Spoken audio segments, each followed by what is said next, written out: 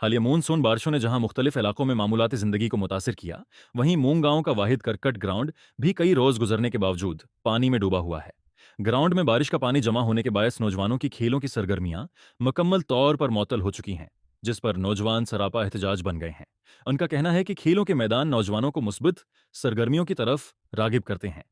लेकिन ग्राउंड में पानी खड़ा रहने से वो इस सहूलत से महरूम हो गए हैं।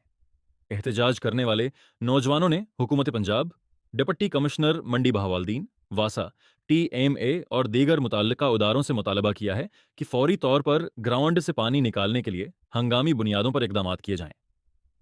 नौजवानों का कहना है कि अगर ब्रोकत पानी न निकाला गया तो ग्राउंड की हालत मजीद खराब हो जाएगी और खेलों का सिलसिला तवील उरसे तक मुतासिर रह सकता है। नौजवानों ने उस उम्मीद का इजहार भी किया कि जिले इंतजामिया उनके मुतालिबे का फौरी नोटिस लेगी और करकट ग्राउंड को जल्द खेल के काबिल बनाया जाएगा, ताकि नौजवान दोबारा अपनी खेलों की सरगर्मियां बहाल कर सकें और मुस्बित माहौल में अपना वक्त गुजार सकें।